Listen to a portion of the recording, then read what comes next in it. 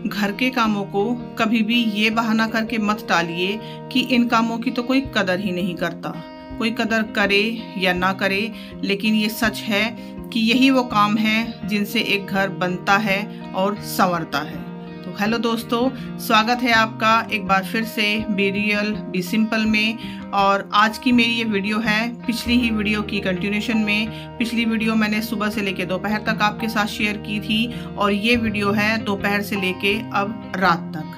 तो सुबह में जैसे मैंने बताया था कि नाश्ता नहीं बन पाया था, छोले भटूरे आए थे, तो इसकी वजह से किचन बिल्कुल साफ़ पड़ा है। बर्तन भी आप देख रहे होंगे, शायद 2-3 ग्लास ही हैं बस सिंक में पानी वगैरह पीने के। अब मैं कर रही हूँ दोपहर के खाने की तैयारी। यहाँ पे मैंने अरहर की दाल भिगो के रखी थी, उसको अच्छे से वॉश कर रही हूँ। चावल मैंने निकाले हैं, वो मुझे भिगोने हैं। और अरहर की दाल के लिए मैंने सिंपल सा एक तड़का बनाया है। इसमें बस तेल चढ़ाया है, ज़ीरा डाला है और मैंने प्याज और लहसुन चॉपर में चॉप करके डाले हैं। उसके ऊपर टमाटर और हरी मिर्च डाली हैं चॉप करके। सिंपल वाले मसाले, हल्दी, नमक और मिर्च, बस इससे ज़्यादा और कुछ भी नहीं।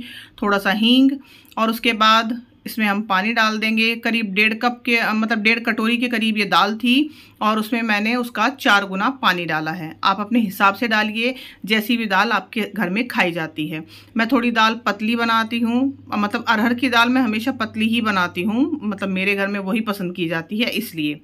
ऊपर से थोड़ा सा हरा धनिया मैंने डाल दिया है और चावल भी मैंने भिगो दिए हैं। हरा धनिया इस टाइम पे इसलिए डाला है क्योंकि फिर ऊपर से डालते हैं ना तो वो कच्चा धनिया मेरे घर में कोई खाता नहीं है।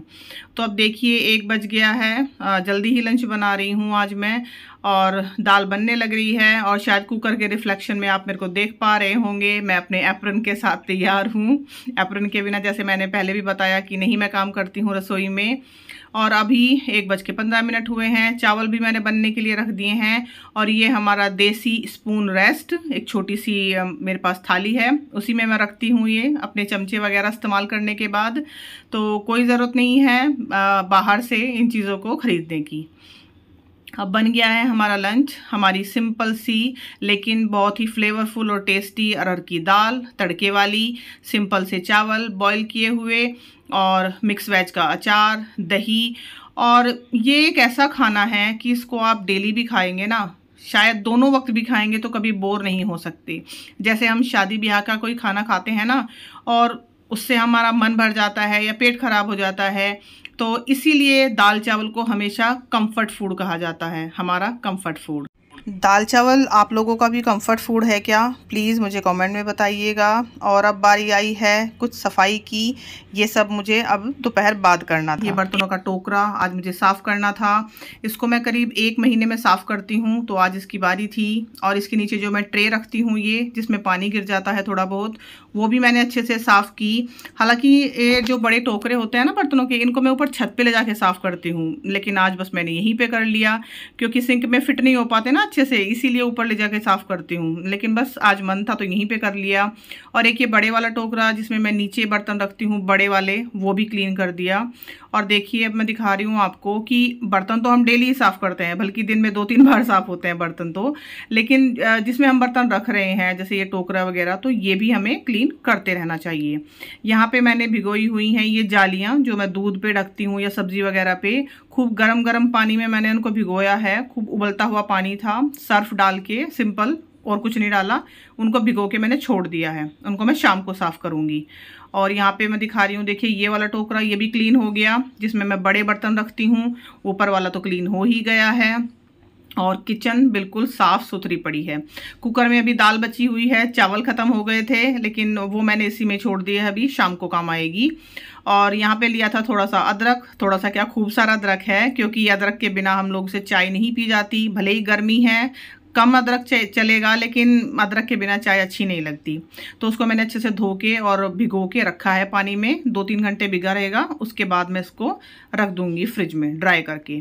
और अब 1-2 दिन में बारी है इन रैक्स की। ये जो आप कोने में रैक देख रहे हैं प्लास्टिक की और बर्तनों वाली रैक, तो इस तरह से धीरे धीरे मैं सफाई करती हूँ। एक एक चीज़ की एक साथ तो हो नहीं पाता है। अब सारा काम निपटाने के बाद मैंने एक बार किचन में अच्छे से पोछा लगा दिया है। हालांकि झाड़ू पोछा हो चुका था, लेकिन ये आदत है कि एक बार लंच का काम फिनिश हो जाए, ऐसे ही रात को डिनर के बाद मैं एक बार सफाई ज़रूर करती हूँ। अब ये जो मालाएं मैंने सुबह मतलब कल वाली वीडियो में आपने देखा था कि सुबह निकाली थी, ये मैंने धोई हैं और अभी शाम का वक्त है, मैं इनको छत पे ही ले जाके धो रही हूँ। थोड़े से सर्फ में भिगो के रख दिया था बस 5-7 मिनट के लिए, अब इनको धो रही हूँ। और मौसम देखिए आप, अभी करीब शायद 6 बजे का टाइम है और पूरी तरह से आसमान काले बादलों से ढका हुआ है। हल्की फुल्की बारिश भी आ रही थी, हालांकि ज़्यादा नहीं, बस 1-2 बूंदी बारिश की, लेकिन रात में अच्छे से बारिश आई थी उस दिन। अब मैं जब वॉइस ओवर कर रही हूँ ना तो बता पा रही हूँ कि इस दिन रात में अच्छे से बारिश आई थी, पूरा आसमान काला हो रखा था। और ये मैंने धो के सुखा दिए हैं, माला भी सुखा दी हैं, ये पूजा के कपड़े। और ये जो काले वाले कपड़े आप देख रहे हो ना 4 लगातार, ये मैंने बताया था ना हस्बैंड की 2 टी-शर्ट्स थी ब्लैक कलर की, उनको काट के मैंने किचन में जो क्लीनिंग के कपड़े होते हैं ना वो बनाए थे।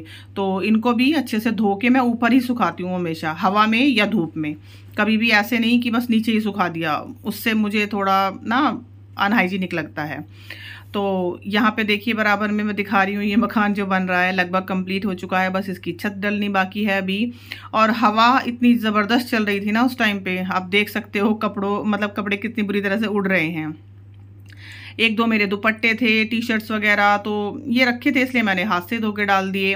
और जैसे मैंने बताया रात में बारिश आई थी ना तो मुझे तभी उतारने पड़ गए थे, हालांकि हवा इतनी अच्छी चल रही थी ना कि मतलब शायद 1-1.5 घंटे में मैंने इनको उतार भी लिया था, कपड़ों को सूख भी गए थे तब तक। तो ये माला वगैरह मेरी अच्छे से धुल गई हैं, कल देखती हूँ अगर टाइम लगेगा मुझे तो मैं इनको मंदिर में दोबारा से सेट कर दूँगी। और यहाँ पे मौसम का हाल मतलब ऐसा हो रहा है, ये शायद मे बी जो गुजरात में तूफ़ान आया है शायद उसकी वजह से हो, पक्का तो मैं कह नहीं सकती, लेकिन हो सकता है उसी की वजह से हो। और एक ये मेरा छोटा तूफ़ान, ये देखिए जब मैंने कपड़े धोए तो मैंने सारी छत धोई थी दोबारा से, तो अच्छे से क्लीन कर दी मैंने सारी छत, और उसके बाद टब में पानी भर भर के ये कूद रही है। और आपने इससे पिछली वीडियो में देखा होगा कि सुबह के टाइम इसने दूसरे कपड़े पहने हुए थे, अभी इसने दूसरे कपड़े पहने हुए हैं, तो दोपहर के बाद इसने चेंज कर लिए थे, कह रही थी कि उनमें गर्मी लग रही है। और अब इन वालों को भी ये भिगोने पे लगी हुई है, यानी कि शाम तक इसके 30 जोड़ी कपड़े तय हैं। तो ये होता है जी हॉलीडेज में वानी का रूटीन, मतलब हॉलीडे होमवर्क करने से ज़्यादा इसको इसमें मज़ा आता है। और मैं भी ज़्यादा मतलब कहते हैं ना कि प्रेशराइज नहीं करती हूँ कि नहीं होमवर्क करो और ये सब कुछ, बच्चों को आप इंजॉय करने दीजिए, क्योंकि ये इंजॉयमेंट उनको जब वो पढ़ाई करते हैं ना उस दौरान नहीं मिलती, वो बहुत प्रेशर लेके रखते हैं। ये अभी 7th क्लास में है, अभी से ही इतना प्रेशर लेती है, हालांकि मैं नहीं बोलती लेकिन फिर भी।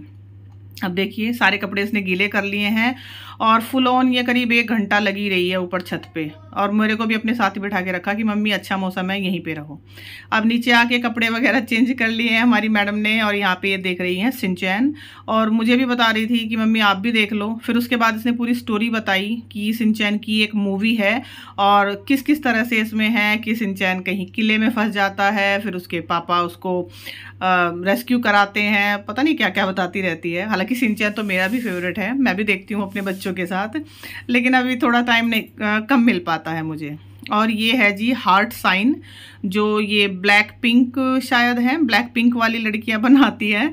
तो लास्ट टाइम एक बार वीडियो में मैंने बताया था आपको कि BTS की फ़ैन है ये, तो इसने मेरे को बोला था कि मम्मी आपने गलत बोल दिया, मैं BTS की नहीं ब्लैक पिंक की फ़ैन हूँ।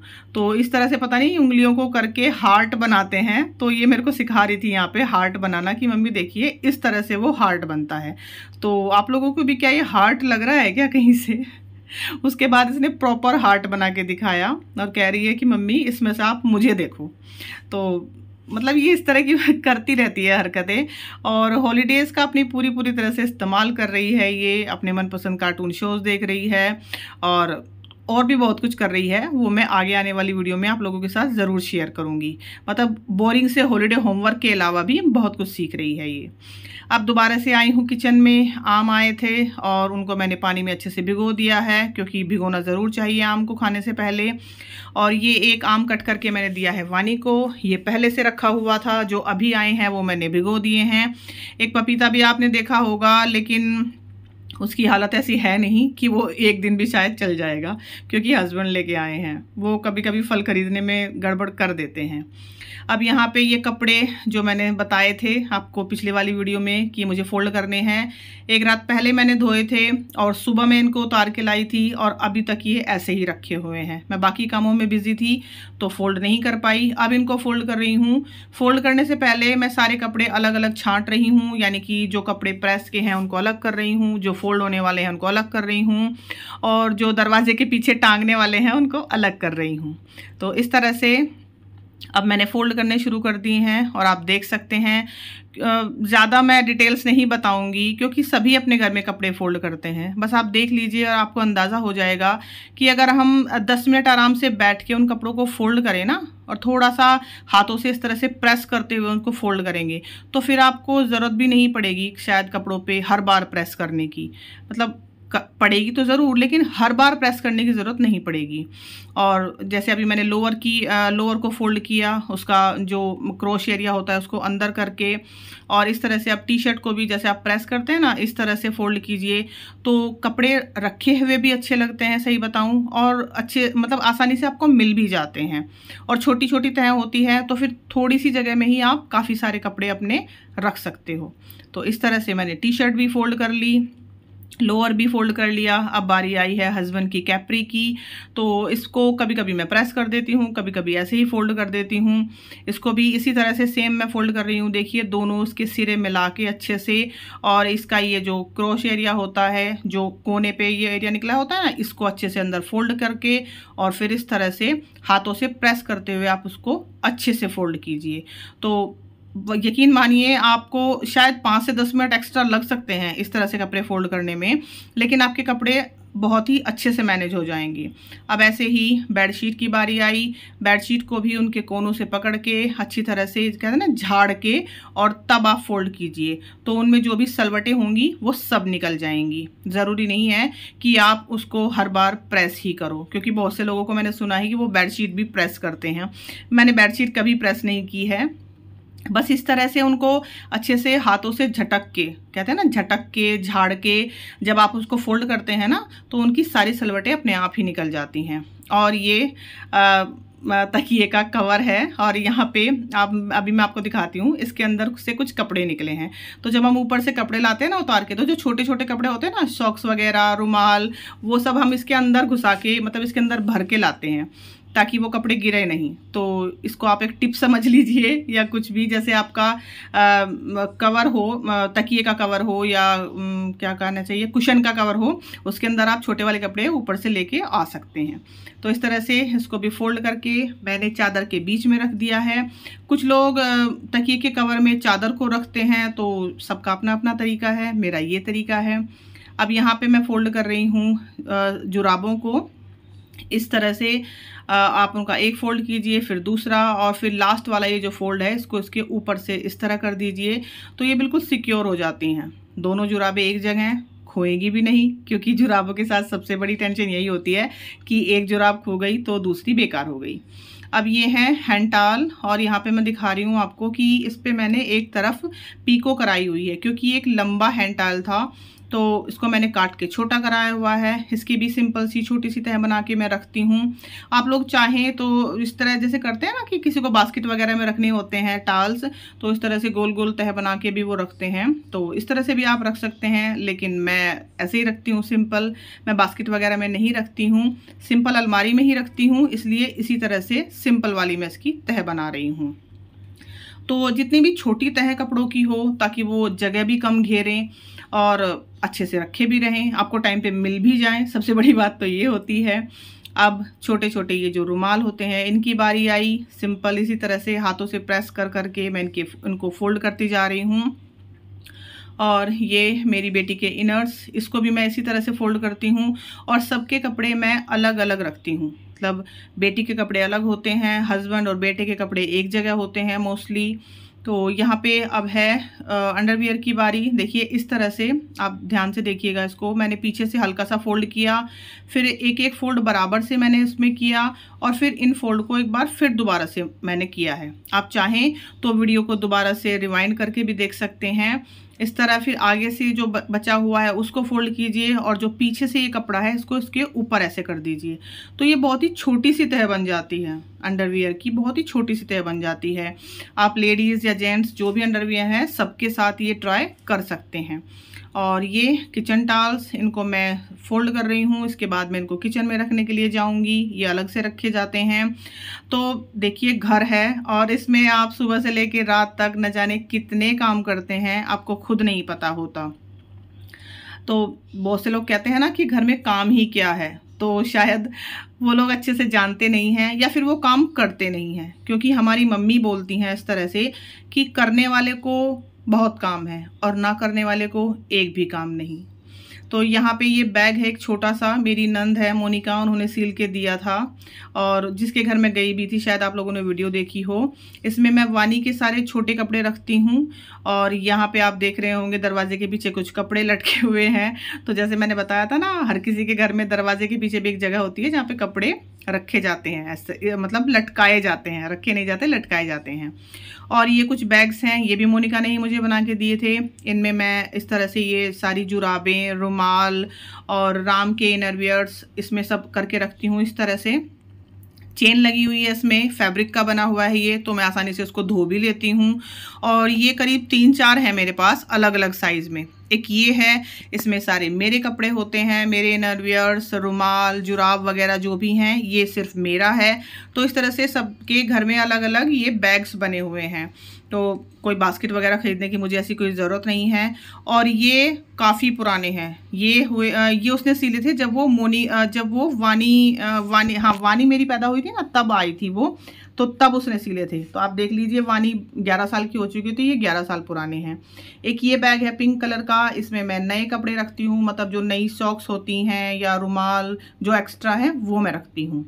अब यहाँ पे ये एक लकड़ी की अलमारी है, ओपन ही है ये, इसमें दरवाज़ा नहीं है, बस पर्दा लगा के मैं रखती हूँ। यहाँ पे मैं सारे कपड़े रख रही हूँ, ये चारों बैग्स जो मैंने अभी आपको दिखाए, अलग अलग सबके कपड़े। सबसे नीचे इसमें ये बेडशीट वगैरह रखी होती हैं और कुछ एक्स्ट्रा कपड़े हैं जो मुझे दूसरी अलमारी में शिफ्ट करने हैं, तो इसमें यहाँ पे जगह होती है, इसलिए मैं बराबर में एक्स्ट्रा कपड़े रख देती हूँ। और यहीं पे हैं हस्बैंड के कपड़े और उनके लोअर टी शर्ट्स मैंने एक ही जगह रखे हुए हैं, क्योंकि अगर उनके लोअर टी शर्ट्स मैं अलग रखूँगी ना तो उनको मिल नहीं पाते कभी कभी, तो इसलिए मैंने सब एक ही जगह रखा हुआ है उनका। पीछे कुछ मेरी टी शर्ट्स रखी हुई हैं जो डेली वेयर में मैं पहनती हूँ।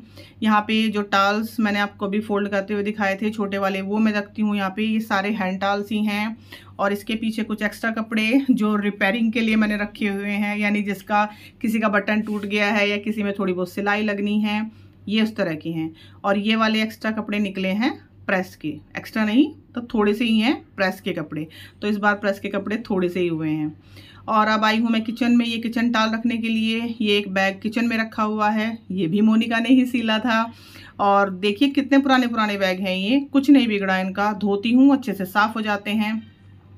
इसको भी मैं यहीं पे फिल्टर के ऊपर रखती हूँ, शायद पहले आपने मेरी वीडियोस में देखा भी होगा। तो सारे किचन टॉवल्स इसके अंदर रहते हैं। और अब ये जालियाँ जो मैंने दोपहर भिगोई थी ना, अब इनको साफ़ कर रही हूँ। डिनर वगैरह हमारा सब हो चुका है, किचन भी सब क्लीन है, बर्तन वगैरह सब कर दिए हैं, बस ये जालियाँ ही रह गई थी। इनको मैं अच्छे से स्टील वाले स्क्रबर से साफ़ कर रही हूँ और ये बिल्कुल क्लीन हो गई। और इनको शायद मैंने पिछले 3-4 महीने से साफ़ भी नहीं किया था। और किचन जैसे मैंने बताया सब क्लियर है, डिनर हमारा हो चुका है।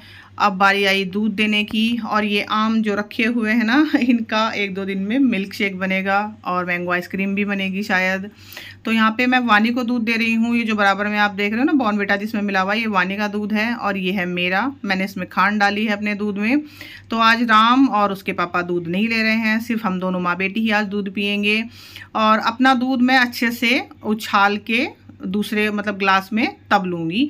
वानी को झाग वाला दूध पसंद नहीं है, इसलिए उसको खाली चम्मच से मिला के मैंने दे दिया है। और मैं इस तरह से गरम गरम दूध ऊपर से उछाल के तब पीती हूँ।